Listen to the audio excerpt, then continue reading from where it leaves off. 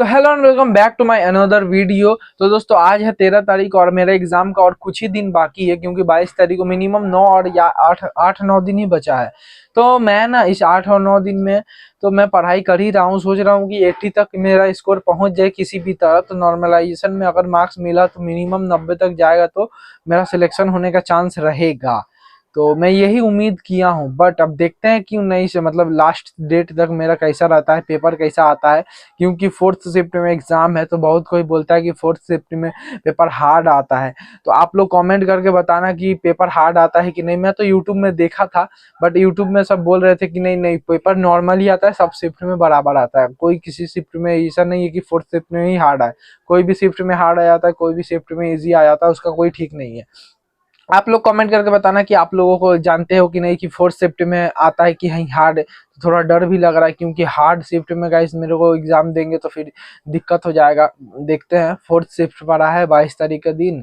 थोड़ा डर लग रहा है हमको, सोच रहा है कि हार्ड शिफ्ट ना आ जाए, फिर तो क्वेश्चन अटेम्प्ट कर ही नहीं पाएंगे, फिर दिक्कत हो जाएगा। क्योंकि और अभी मैं क्या कर रहा था आज ना गाइस, आज कर रहा था प्रीवियस ईयर का पेपर सॉल्व। तो प्रीवियस ईयर में जैसे कि 19 और 21 का, तो मैं 2 पेपर सॉल्व किया आज। तो 2 पेपर जब सॉल्व कर रहा था, मैं देखा क्वेश्चन लगभग ठीक ही आ रहे थे। मैं मेरा ऐसी मॉक में 15 14 होते हैं, तो वहां हो रहे थे 18। रीजनिंग में 17 18 क्वेश्चन हो रहे थे। 2 में लगाया सेट, तो दोनों में ही एक एक में 18 क्वेश्चन सही हुए, एक सेट में 17 क्वेश्चन रीजनिंग में सही थे। और हिंदी में बात करूँ तो हिंदी में मेरा 17 एक में सही था और एक में 16 सही था। तो ऐसा ही मतलब लगभग लगभग इजी हल्का पेपर आते हैं। तो और देखें कि वो सब मैंने अभी प्रैक्टिस सेट वगैरह में भी किया है, प्रीवियस ईयर का क्वेश्चन बहुत सारा, तो उससे भी इजी हो गया था।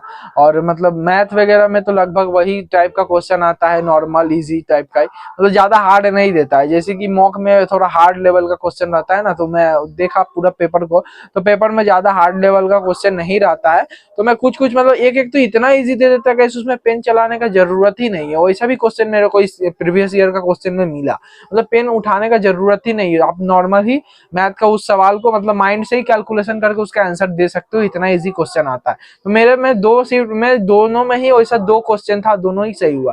तो मैथ में मैं 4 या 5 क्वेश्चन, एक में मैथ में किया था 4 क्वेश्चन, और एक में तो 2 या 3 ही क्वेश्चन अटेंड कर पाया, तीनों सही अच्छा था। और जीके में गाइस, जीके में एक में 6 क्वेश्चन मैंने अटेम्प्ट किया था और एक में 5 क्वेश्चन अटेम्प्ट किया था। मिनिमम 10 12 इजी इजी क्वेश्चन आ ही जाते हैं जीके में, अगर अच्छा से पढ़ते हो तो।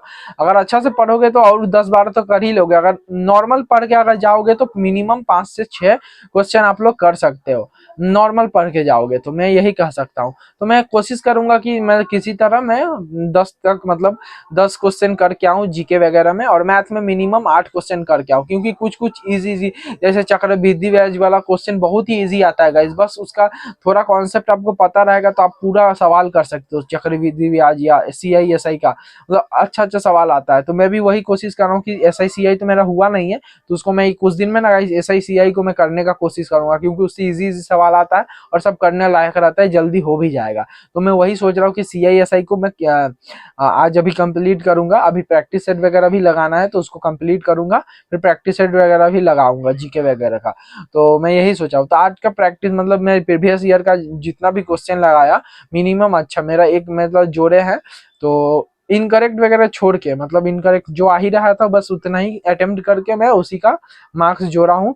तो एक शिफ्ट में आया है 84 और एक शिफ्ट में आया 86। तो गाइज अब नहीं पता ये स्कोर मेरा एग्जाम में रहेगा कि नहीं। तो उम्मीद करते हैं कि पेपर वैसा ही आए, तो मेरे एग्जाम में भी मिनिमम 84 या 86 का मतलब रहे। तो नॉर्मलाइजेशन वगैरह में 90 प्लस हो सकता है, तो मेरा सिलेक्शन का चांस बढ़ जाएगा। तो आप लोग प्रीवियस ईयर वगैरह अगर कहीं से लगाना चाहते हो अगर, तो आप लोग कमेंट करके बताना प्रीवियस ईयर का। अगर हर शिफ्ट का मेरे पास पेपर है तो मैं आप लोगों को टेलीग्राम ज्वाइन कर लेना, टेलीग्राम बायो में दिया हुआ है। तो बायो में जाके आप लोग टेलीग्राम को ज्वाइन कर लेना। टेलीग्राम में मैं ऑल शिफ्ट का कोशिश करूंगा। आप लोग अगर कमेंट करते हो कि हम लोग को चाहिए प्रैक्टिस करने के लिए, तो मैं वहां से प्रोवाइड करा दूंगा एक एक शिफ्ट करके। तो टेलीग्राम को आप लोग ज्वाइन कर लेना, वहां मिल जाएगा आप लोगों को। तो मैं उसी से भी प्रैक्टिस कर रहा हूँ, और बुक तो है ही मेरे पास, तो बुक से भी प्रैक्टिस कर रहा हूँ। तो आप लोग भी बुक से वगैरह से प्रैक्टिस कर सकते हो। वहां से भी हो सकता है, या प्रीवियस ईयर अगर आप लोगों को चाहिए पूरा सेट बाय सेट तो मैं ऑल शिफ्ट का आप लोगों को दे सकता हूँ। बस आप लोग टेलीग्राम पे ज्वाइन कर लो, मैं टेलीग्राम पे प्रोवाइड करा दूंगा, और आप लोग कमेंट करके जरूर बताना कि चाहिए कि नहीं।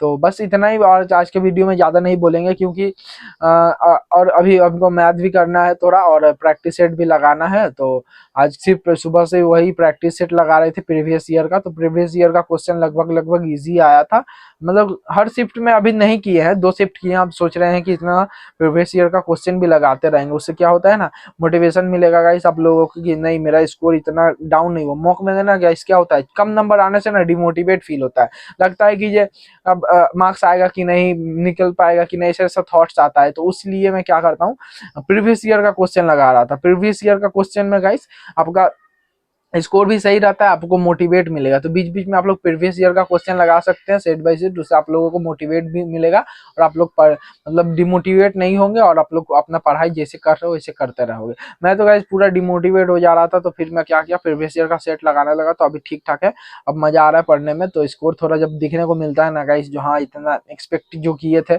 उतना आ ही रहा है, तो मैं ये सोच के करता हूँ कि अब पढ़ाई अगला अगर हो सके जैसे ही पेपर आ जाए और हम अच्छा स्कोर कर दे एग्जाम में, तो फिर मेरे लिए अच्छा ही है। तो बस यही सोच के मैं तैयारी कर रहा हूँ। तो सोच देखते हैं अब, देखते हैं कब अब क्या होता है एग्जाम तक का। अब एग्जाम तक का वेट कर रहे हैं।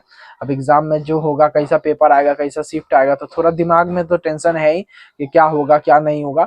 तो आप लोगों का क्या है, आप लोग कमेंट करके बताना कि आप लोग ऐसा कुछ टेंशन वगैरह ले रहे हो कि नहीं। टेंशन तो नहीं लेना चाहिए क्योंकि एग्जाम पहला एग्जाम गाइस, तो मेरा और एक दूसरा टेंशन हो रहा है कि पहला एग्जाम कैसे होता है, कैसे जाना है, क्या है। तो थोड़ा मेरे को ज्यादा टेंशन है क्योंकि मैं तो कभी एग्जाम दिया नहीं हूँ, मेरा पहला अटेम्प्ट है पूरा, मतलब कंपेटिटिव एग्जाम का ही पहला अटेम्प्ट है। तो मैं पहले ही जीडी का ही फॉर्म फिलअप किया हूँ, और जीडी का ही एग्जाम देने जाऊंगा, मेरा पहला एग्जाम। इसका पहले एमटीएस का फॉर्म फिल किया था, बट एग्जाम देने नहीं गया था क्योंकि मैं यहाँ नहीं था, तो बस एग्जाम देने नहीं जा पाया था। अब जीडी का फॉर्म फिल किया हूँ, अब जीडी का एग्जाम देने जाऊंगा, पहला एग्जाम है गाइस। थोड़ा दिल में तो घबराहट बैठा ही है कि कैसा क्या होता है, क्या होता है क्या नहीं होता है। फिर थोड़ा डर सा भी लग रहा है, बट अब देखते हैं, कोशिश कर ही रहे हैं। बस आप लोग आपका किसी आप लोग में से किसी का पहला अटेम्प्ट है कि नहीं, आप लोग कमेंट करके बताना। और आप लोग कितना बार एग्जाम दे चुके, इसका पहले कौन कौन से एग्जाम दिए हो ये भी कमेंट करके बताना। बस गाइस वीडियो पसंद आए तो वीडियो को लाइक कर देना। फिर मिलते हैं नेक्स्ट वीडियो में। जय हिंद, जय भारत।